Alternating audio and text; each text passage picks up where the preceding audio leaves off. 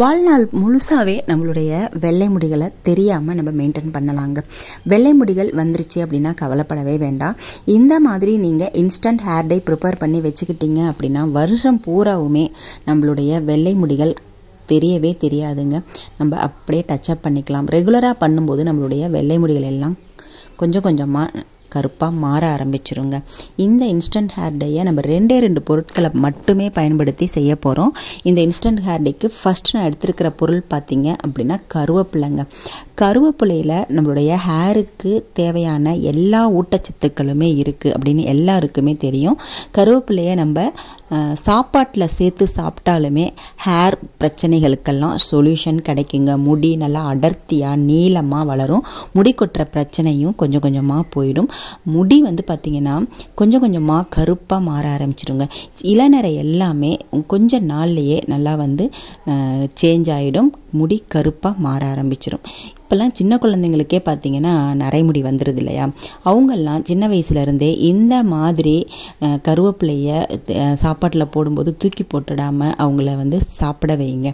இது நம்மளுடைய முடியை எப்பயுமே கருமையாக வச்சுக்கிறதுக்கு ரொம்ப ரொம்ப ஹெல்ப் பண்ணும். நான் இந்த அளவுக்கு கருவேப்பிலை எடுத்திருக்கேன். நீங்கள் பல்காக நிறையா செஞ்சு கூட வச்சுக்கலாங்க. கெட்டே போகாது இந்த இன்ஸ்டன்ட் ஹேர் டை பொடி.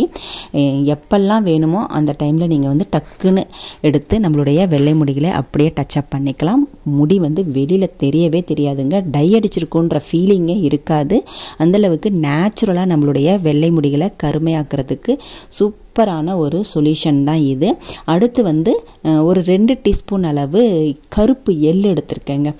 எள் நம்மளுடைய முடியை நல்லா கருகருன்னு ஆக்கி கொடுக்கும். எள்ளை வச்சு நம்ம இந்த இன்ஸ்டன்ட் ஹேர் டை செய்யும்போது முடி நேச்சுரலாக கருப்பாக இருக்கிற மாதிரியே இந்த இன்ஸ்டன்ட் ஹேர் டையை காமிக்குங்க. அந்தளவுக்கு இந்த ஒரு 2 பொருட்களுமே நம்மளுடைய முடிக்கு ரொம்ப ரொம்ப தேவையான பொருட்கள் அப்படின்னு சொல்லலாம். இப்போ இந்த 2ஐயுமே நம்ம பதமாக வறுத்து எடுத்துக்கணுங்க.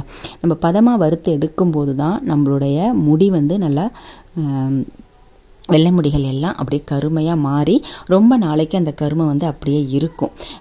இது இன்ஸ்டன்ட் ஹேர் டை தான். நம்ம எப்பெல்லாம் வெள்ளை முடி தெரியுதோ அந்த டைமில் இதை நம்ம இந்த இன்ஸ்டன்ட் பொடியை நம்ம மிக்ஸ் பண்ணி ஹேரில் அப்ளை பண்ணி டச்சப் பண்ணிக்கலாம். ஓகேவா? அது எப்படிங்கிறத நான் இன்ஸ்டன்ட் ஹேர் டை ப்ரிப்பேர் பண்ணிவிட்டு உங்களுக்கு சொல்கிறேன்.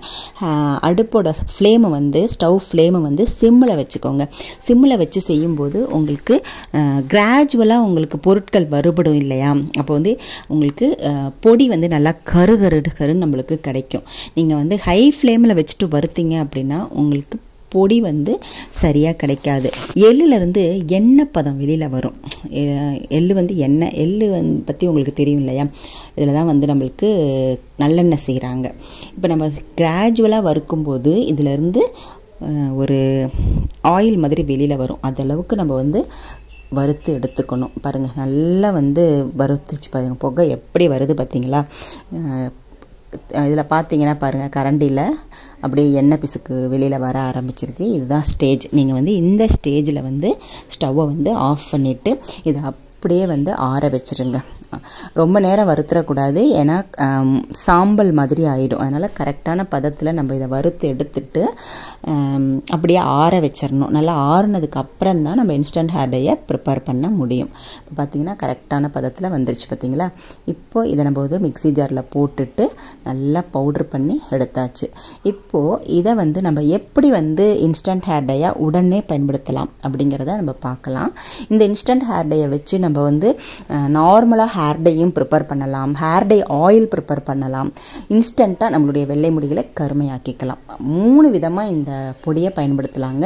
இன்றைக்கி நான் இன்ஸ்டண்ட்டாக நம்மளுடைய வெள்ளை முடிகளை எப்படி கருமையாக மாற்றிக்கிறது அப்படிங்கிறத மட்டுமே இந்த வீடியோவில் நம்ம பார்க்க போகிறோம். ஏகப்பட்ட இன்ஸ்டன்ட் ஹேர் டை நம்மளுடைய சேனலில் அப்லோட் பண்ணியிருக்கோம். நீங்கள் ப்ளேலிஸ்ட்டில் போனீங்க அப்படின்னா நீங்கள் ஒவ்வொன்றா பார்க்கலாம்.